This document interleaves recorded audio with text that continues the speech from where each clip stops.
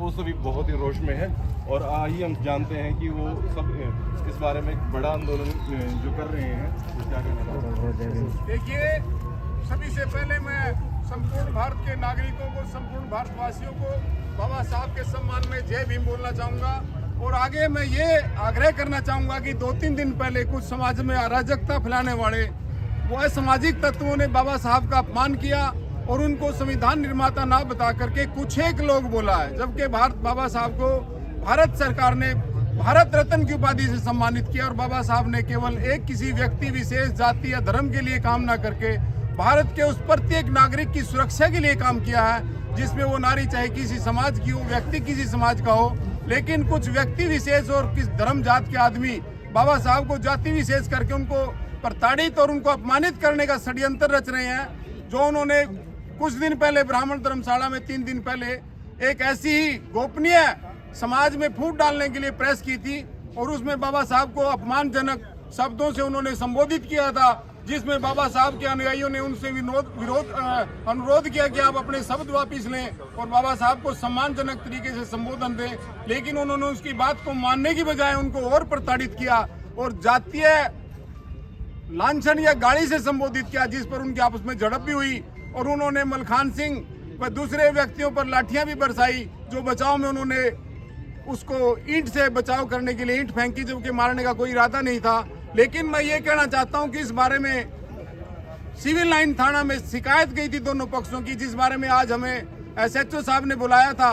भारी संख्या में हमारा समाज आपके सामने भी है और जो टाइम से आए थे वो चले भी गए हैं, हम आए हैं। लेकिन दूसरा पक्ष जो अराजकता फैला रहा था, उन्होंने आज ये कहा कि हमारे किसी रिश्तेदार या निजी की कहीं कोई कैजुअलिटी हुई है, तो अब सोमवार का समय रखा गया है।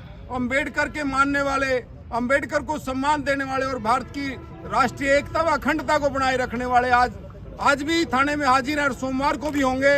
और मैं आग्रह करूंगा कि बाबा साहब के सम्मान में, बाबा साहब को मानने वाले सभी भारतीय उस दिन बाबा साहब के सम्मान को बचाने के लिए सिविल लाइन थाना में 10 बजे पहुंचे और बाबा साहब के सम्मान को कायम रखने के लिए अपनी एक योगदान दें, ताकि ये पता चले कि समाज में फूट ना हो, भारत एक रहे और भारत की एकता और अखंडता संप्रभुता बनी रहे।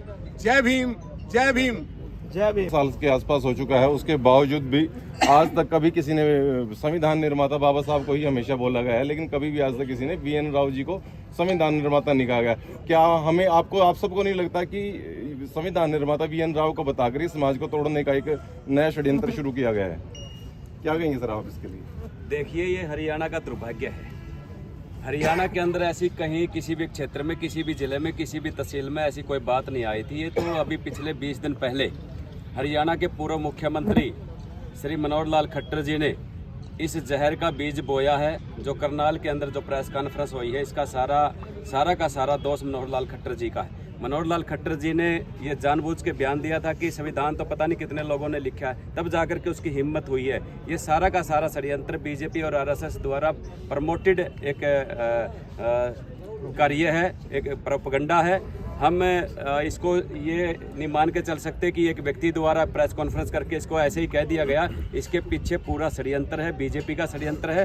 तो मैं आपके माध्यम से, मीडिया के माध्यम से कहना चाहता हूँ नायब सैनी की सरकार से कि कैबिनेट की मीटिंग बुला करके बाबा साहब अम्बेडकर की मूर्ति तोड़ने, उसके संविधान पर टिप्पणी करने और बाबा साहब के बारे में गलत बोलता है जो व्यक्ति, उसको 10 साल की सज़ा हो, ऐसा कानून बनाए। और ज़्यादा से ज़्यादा कहीं भी कोई ऐसी चीज़ें होती हैं उस पर जल्दी संज्ञान ले।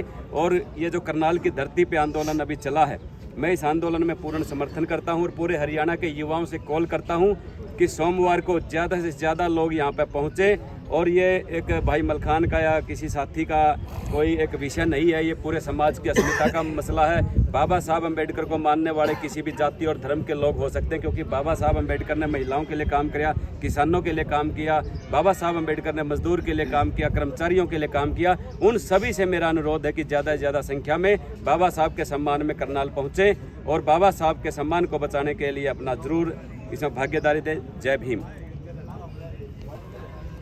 देखिए, आज परम पूज्य बाबा साहब भीमराव अम्बेडकर जी के मान सम्मान को ठेस पहुंचाने का जो प्रयास एक विशेष वर्ग के व्यक्ति ने किया है, उसको लेकर के समाज के प्रबुद्ध साथी यहाँ पर इकट्ठा है और सोमवार को हम सब लोग इकट्ठा होकर के फिर जिसने कुकृत्य किया है उसका डटकर जो है कि मुकाबला करने का काम करेंगे।